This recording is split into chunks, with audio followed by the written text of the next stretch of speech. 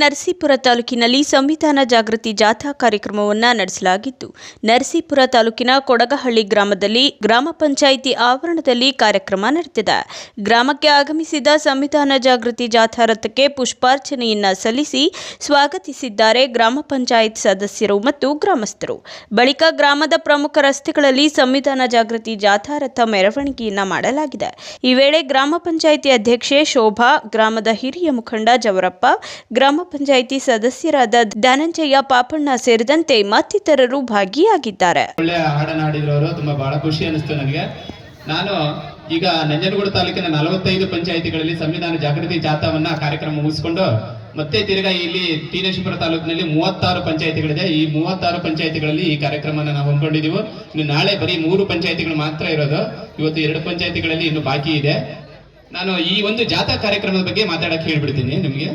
ಈ ಜಾಥಾವನ್ನ ಯಾಕೆ ಹಾಕೊಂಡ್ರು ಅಂತಂದ್ರೆ, ನಮ್ಮ ಕರ್ನಾಟಕ ರಾಜ್ಯ ಸರ್ಕಾರದವರು ಅಂಬೇಡ್ಕರ್ ಬರೆದಂತ ಸಂವಿಧಾನ, ಆ ಸಂವಿಧಾನದಿಂದ ಯಾರೆಲ್ಲ ಉಪಯೋಗ ತಗೊಂಡಿದ್ದಾರೆ, ಆ ಸಂವಿಧಾನದಿಂದ ಏನೇನಾಗಿದೆ ಅಂತ ಜನಕ್ಕೆ, ಕೆಲವೊಂದು ಜನಕ್ಕೆ ಎಲ್ಲರಿಗೂ ಗೊತ್ತಿರುತ್ತೋ, ಕೆಲವೊಂದು ಜನಕ್ಕೆ ಅದು ಆ ಮಾಹಿತಿ ಸರಿಯಾಗಿ ತಲುಪಿರ್ಲಿಲ್ಲ.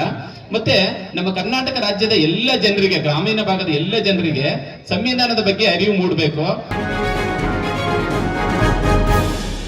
ನರಸೀಪುರ ತಾಲೂಕಿನಲ್ಲಿ ಸಂವಿಧಾನ ಜಾಗೃತಿ ಜಾಥಾ ಕಾರ್ಯಕ್ರಮವನ್ನು ನಡೆಸಲಾಗಿದೆ.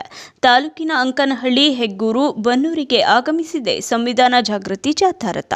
ಇನ್ನು ಗ್ರಾಮಗಳಲ್ಲಿ ಸಂಚರಿಸಿದ ಸಂವಿಧಾನ ಜಾಗೃತಿ ಜಾಥಾ ರಥಕ್ಕೆ ಗ್ರಾಮ ಪಂಚಾಯಿತಿಯ ಅಧ್ಯಕ್ಷರು ಮತ್ತು ಉಪಾಧ್ಯಕ್ಷರು, ಸ್ಥಳೀಯ ಮುಖಂಡರು, ಸಂಘ ಸಂಸ್ಥೆಗಳ ಮುಖ್ಯ ಅಧಿಕಾರಿಗಳ ವತಿಯಿಂದ ಅದ್ದೂರಿ ಸ್ವಾಗತವನ್ನ ಕೋರಲಾಗಿದೆ. ಜಾಥಾ ರಥ ಸಂಚರಿಸುವ ಮಾರ್ಗದುದ್ದಕ್ಕೂ ವಿವಿಧ ಕಲಾ ತಂಡಗಳು ಹಾಗೂ ಸರ್ಕಾರಿ ಶಾಲೆ ವಿದ್ಯಾರ್ಥಿಗಳು, ಅಂಗನವಾಡಿ ಕಾರ್ಯಕರ್ತೆಯರು ಮತ್ತು ಆಶಾ ಕಾರ್ಯಕರ್ತೆಯರು, ಸರ್ಕಾರಿ ಶಾಲಾ ಶಿಕ್ಷಕರು, ಶಿಕ್ಷಕಿಯರು ಕಾರ್ಯಕ್ರಮದಲ್ಲಿ ಭಾಗಿಯಾಗಿದ್ದಾರೆ. ಸಂಜೀವಿನಿ ಮಹಿಳಾ ಒಕ್ಕೂಟದ ವತಿಯಿಂದ ಸಂವಿಧಾನ ಜಾಗೃತಿ ಜಾಥಾ ರಥಕ್ಕೆ ಪೂರ್ಣಕುಂಭ ಸ್ವಾಗತವನ್ನ ಕೋರಲಾಗಿದೆ. ಇನ್ನು ಕಾರ್ಯಕ್ರಮದಲ್ಲಿ ಪಿಡಿಒಗಳು ಮತ್ತು ಪುರಸಭೆ ಮುಖ್ಯ ಅಧಿಕಾರಿಗಳಿಗೆ ಸಮಾಜ ಕಲ್ಯಾಣ ಇಲಾಖೆ ಅಧಿಕಾರಿ ಭೀಮರಾವ್ ವಡ್ಡರವರು ಸಂವಿಧಾನ ಪುಸ್ತಕವನ್ನು ವಿತರಿಸಿ ಮಾತನಾಡಿದ್ದಾರೆ. ಸಂವಿಧಾನ ಮತ್ತು ಅದರ ಅರಿವು ಹಾಗೂ ಅದರ ಮಹತ್ವವನ್ನು, ಸಂವಿಧಾನದ ಇತಿಹಾಸ ಹೇಳುವ ಮೂಲಕ ಸಂವಿಧಾನದ ಬಗ್ಗೆ ಅರಿವನ್ನು ಮೂಡಿಸಿದ್ದಾರೆ. ಆ ಸಂವಿಧಾನದ ಆಶಯಗಳು ಏನಿದೆ, ಆಶೋತ್ತರಗಳು ಏನಿದೆ ಅಂತ ಜನರಿಗೆ ತಿಳಿಸಬೇಕಾಗಿತ್ತು. ಅದಕ್ಕೆ ಘನ ಸರ್ಕಾರ, ಮಾನ್ಯ ಸಮಾಜ ಕಲ್ಯಾಣ ಸಚಿವರು ಮತ್ತು ಮಾನ್ಯ ಕರ್ನಾಟಕ ರಾಜ್ಯದ ಮುಖ್ಯಮಂತ್ರಿಗಳು ಒಂದು ವಿಶೇಷವಾದಂತ ಒಂದು ಕಾರ್ಯಕ್ರಮ ಇದು. ನೋಡಿ, ಜನರಿಗೆ ನೋಡಿ ಸಂವಿಧಾನದ ಆಶಯಗಳೇ ಗೊತ್ತಿರಲಿಲ್ಲ. ಸರ್ಕಾರ ಯಾವ ತರ ನಡೀತಾ ಇದೆ, ಸರ್ಕಾರ, ಶಾಸಕಾಂಗ, ಕಾರ್ಯಾಂಗ ಮತ್ತು ನ್ಯಾಯಾಂಗ ಯಾವ ತರ ವ್ಯವಸ್ಥೆ ಇದೆ, ನಮ್ಮ ಸಿಸ್ಟಮ್ ಅಲ್ಲಿ ಯಾವ ತರ ನಡೀತಾ ಇದೆ, ಅದರ ಕಾರ್ಯಕಲಾಪಗಳೇನು, ರಾಜ್ಯ ಸರ್ಕಾರದ ಒಂದು ಏನು ವ್ಯವಸ್ಥೆ ಇದೆ, ಯಾವ ತರ ಕೆಲಸ ಮಾಡ್ತಾ ಇದೆ, ಕೇಂದ್ರ ಸರ್ಕಾರ ಯಾವ ತರ ಕೆಲಸ ಮಾಡ್ತಾ ಇದೆ, ಮತ್ತೆ ಸರ್ಕಾರದ ಯೋಜನೆಗಳು ಯಾವ ರೀತಿಯಾಗಿ ಜಾರಿ ಆಗ್ತಾ ಇದಾವೆ, ಅದು ಹೇಗೆ ಜನರನ್ನ ಹೇಗೆ ತಲುಪ್ತಾ ಇದೆ ಅನ್ನೋದನ್ನ ತಿಳ್ಕೋಬೇಕಾಗಿತ್ತು. ಅದಕ್ಕೆ ಈ ಒಂದು ಕಾರ್ಯಕ್ರಮನ ನಮ್ಮ ಕರ್ನಾಟಕ ರಾಜ್ಯ ಸರ್ಕಾರ ಹಮ್ಮಿಕೊಂಡಿದೆ.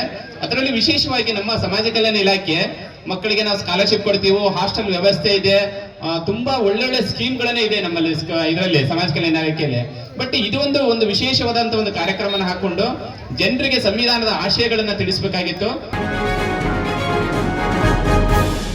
ಚಿಕ್ಕಗಡಿಯಾರ ವೃತ್ತದಲ್ಲಿ ಜನಮುಖಿ ಮನಸ್ಸುಗಳೆಲ್ಲವೂ ಸೇರಿ ಅಹೋರಾತ್ರಿ ಧರಣಿಯನ್ನ ನಡೆಸುತ್ತಿದ್ದು, ಒಕ್ಕೂಟ ಸದಸ್ಯರೆಲ್ಲರೂ ಸೇರಿ ಧರಣಿಯಲ್ಲಿ ಭಾಗಿಯಾಗಿದ್ದಾರೆ.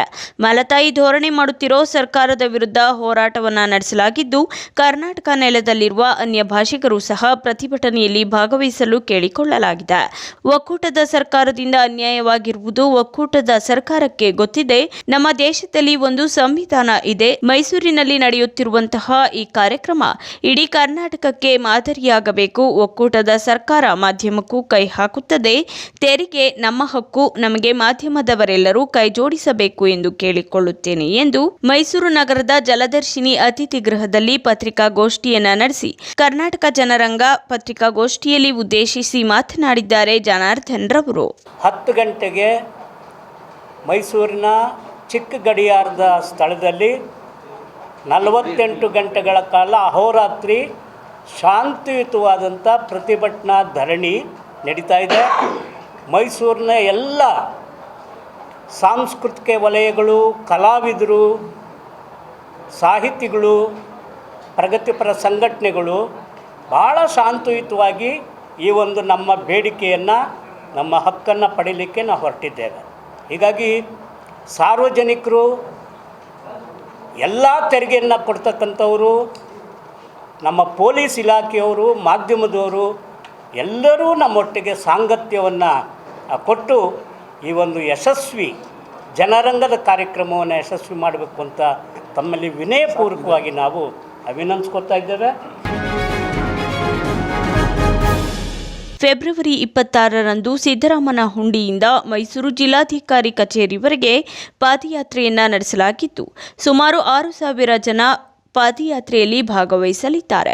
ಮೈಸೂರು ಜಿಲ್ಲಾ ಸರ್ಕಾರಿ ಕಂದಾಯ ಇಲಾಖೆ ಗ್ರಾಮ ಸಹಾಯಕರ ಸಂಘದಿಂದ ಸುದ್ದಿಗೋಷ್ಠಿಯನ್ನು ನಗರದ ಪತ್ರಕರ್ತರ ಭವನದಲ್ಲಿ ನಡೆಸಲಾಗಿದ್ದು, ಗ್ರಾಮ ಸಹಾಯಕರ ಕನಿಷ್ಠ ವೇತನ 21,000 ಘೋಷಣೆ ಮಾಡುವಂತೆ ಒತ್ತಾಯಿಸಿ ಸುದ್ದಿಗೋಷ್ಠಿಯನ್ನು ನಡೆಸಲಾಗಿದೆ. ಇನ್ನು ರಾಜ್ಯಾದ್ಯಂತ 10,450 ಜನ ಗ್ರಾಮ ಸಹಾಯಕರು ಕಾರ್ಯನಿರ್ವಹಿಸುತ್ತಿದ್ದಾರೆ. ಮಾಸಿಕ 13,000 ಮಾತ್ರ ಸರ್ಕಾರ ನೀಡುತ್ತಿದೆ. ಯಾವುದೇ ವಿಶೇಷ ಭತ್ಯೆಗಳು ನಮಗೆ ಇಲ್ಲ. ಕುಟುಂಬ ನಿರ್ವಹಣೆಗೆ ಕಡಿಮೆ ವೇತನದಿಂದ ಕಷ್ಟವಾಗಿದೆ. ಬೆಳಗಾವಿ ಚಳಿಗಾಲದ ಅಧಿವೇಶನದಲ್ಲಿ ಸೇವಾ ಭದ್ರತೆ ನೀಡುವಂತೆ ಮನವಿ ಮಾಡಿದ್ದವು. ಕಂದಾಯ ಇಲಾಖೆ ಸಚಿವರು ನಮ್ಮ ಬೇಡಿಕೆ ಈಡೇರಿಸುವ ಭರವಸೆಯನ್ನ ನೀಡಿದ್ರು. ಬಜೆಟ್ನಲ್ಲಿ ಈ ವಿಷಯ ಪ್ರಸ್ತಾಪವಾಗಿಲ್ಲ. ಪೂರಕ ಬಜೆಟ್ನಲ್ಲಿ ಕನಿಷ್ಠ ವೇತನ 21,000 ಮತ್ತು ಸೇವಾ ಭದ್ರತೆ ಭರವಸೆ ಈಡೇರಿಸಬೇಕು. ನಮ್ಮ ಬೇಡಿಕೆ ಈಡೇರಿಸದಿದ್ದರೆ ರಾಜ್ಯಾದ್ಯಂತ ಉಗ್ರ ಹೋರಾಟ ಮೈಸೂರಿನಿಂದಲೇ ಮಾಡುತ್ತೇವೆ ಎಂದು ಸುದ್ದಿಗೋಷ್ಠಿಯಲ್ಲಿ ಸಂಘದ ರಾಜ್ಯಾಧ್ಯಕ್ಷ ಎಚ್.ಎನ್. ದೇವರಾಜುರವರು ಹೇಳಿಕೆಯನ್ನ ನೀಡಿದ್ದಾರೆ. ಇವತ್ತೇನು ಮೈಸೂರು ಜಿಲ್ಲೆಯಲ್ಲಿ ಪತ್ರಕರ್ತರ ಸಂಘದಲ್ಲಿ ಗ್ರಾಮ ಸಹಾಯಕರ ಹಳಲನ್ನು ಹೇಳ್ಕೊಳ್ಳಲಿಕ್ಕೆ ನಮ್ಮ ಮಾಧ್ಯಮದ ಮುಖಾಂತರ, ಪತ್ರಿಕೆಗಳ ಮುಖಾಂತರ ನಾವು ಕರೆ ಕೊಟ್ಟಿದ್ವಿ. ಇವತ್ತು 1977-78ರಿಂದ ನಾವು ಗ್ರಾಮ ಸಹಾಯಕರಿಗೆ 100 ರೂಪಾಯಿಯಿಂದ ನಾವು ದುಡಿತಾ ಇವತ್ತು ಈ ಸರ್ಕಾರಕ್ಕೆ ಒಂದು ಸಂದೇಶವನ್ನು ನಾವು ಮನಮುಟ್ಟುವಾಗಿ ನಾವು ನೌಕರರಾಗಿ ನಾವು ಕೆಲಸ ಮಾಡ್ತಾ ಬಂದಿದ್ದೇವೆ. ಈ ಗ್ರಾಮ ಸಹಾಯಕರಿಗೆ ಇವತ್ತು ಗೌರವಧನ ಅಂತ ಕೊಡ್ತಾ ಇದ್ದಾರೆ. ಈ ಗೌರವಧನ 13,000 ರೂಪಾಯಿ. ಆದ್ದರಿಂದ ಸುಮಾರು ಸರ್ಕಾರಗಳು ಬರ್ತವೆ, 1,000 ರೂಪಾಯಿ 2,000 ರೂಪಾಯಿ ಕೊಟ್ಟು ಈ ಕೈಗಳು ಕೆಲಸ ಮಾಡೋಂಥ ಕೈಗಳಿಗೆ ಮೋಸ ಮಾಡಿ ಹೋಗ್ತಾ ಇದ್ದಾವೆ. ಇವತ್ತು ನಿರಂತರವಾಗಿ ನಮ್ಮ ರಾಜ್ಯದಲ್ಲಿ 10,400 ಜನ ಗ್ರಾಮ ಸಹಾಯಕರು ಒಂದು ಡಿ ಗ್ರೂಪ್ ಪಡಿಬೇಕು, ನಮಗೆ ಒಂದು ಸೇವೆ ಭದ್ರತೆ ಪಡ್ಕೋಬೇಕು ಅಂತೇಳಿ ನಿರಂತರವಾಗಿ ಪ್ರಾಮಾಣಿಕವಾಗಿ ನಾವು ಹೋರಾಟ ಮಾಡ್ಕೊಂಡು ಬಂದಿದ್ದೀವಿ. ಹಿಂದೆ ಬೆಳಗಾವಿಯಲ್ಲಿ ಅಧಿವೇಶನ ಆಯಿತು.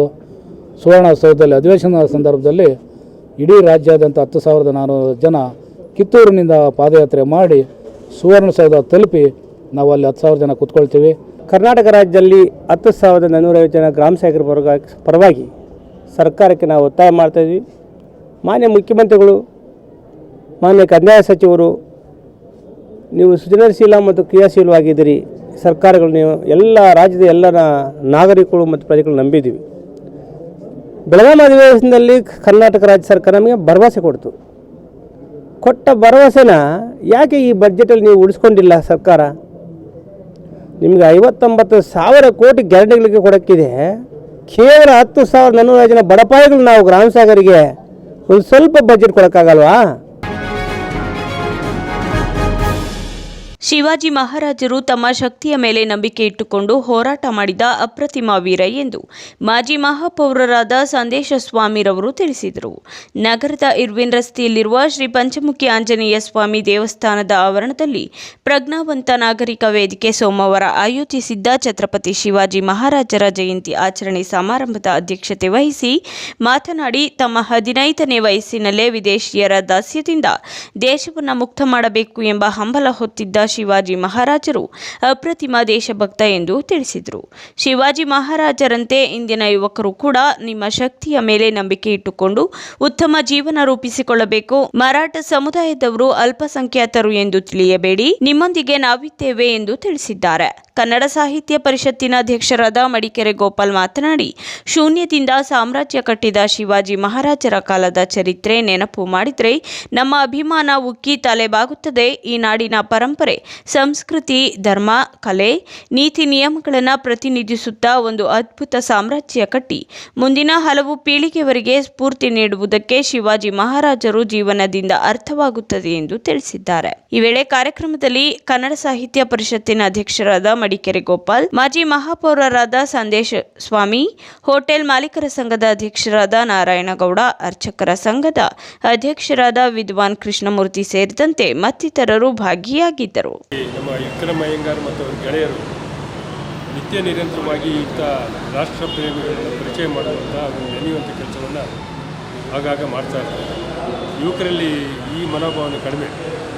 ವಿಕ್ರಮ್ ಅಯ್ಯಂಗಾರರು ಮತ್ತು ಅವರ ಗೆಳೆಯರು ಇದಕ್ಕೆ ಮಾದರಿ ಅಂತೇಳಿ ಈ ದಿವಸ ಈ ದೇಶ ಕಂಡ ಅಪರೂಪದ ಸೇನಾನಿ ಛತ್ರಪತಿ ಶಿವಾಜಿಯವರನ್ನ ಸ್ಮರಿಸುವಂಥ ಒಂದು ಕೆಲಸ ಬಹುಶಃ ಅವರೆಲ್ಲ ನಮ್ಮ ಯುವಕರಿಗೆ ಒಂದು ರೀತಿ ಆದರ್ಶ, ರಾಜಕಾರಣಿಗಳಿಗೂ ಆದರ್ಶ. ಅವನ್ನ ನಿತ್ಯ ನಿರಂತರವಾಗಿ ಅವರ ಆದರ್ಶವನ್ನು ಪರಿಪಾಲನೆ ಮಾಡುವಂಥ, ಅವರ ಸಂದೇಶವನ್ನು ಬೇರೆಯವರಿಗೆ ತಲುಪಿಸುವಂಥ ಕೆಲಸವನ್ನು ನಾವೆಲ್ಲ ಮಾಡಬೇಕಾಗಿದೆ.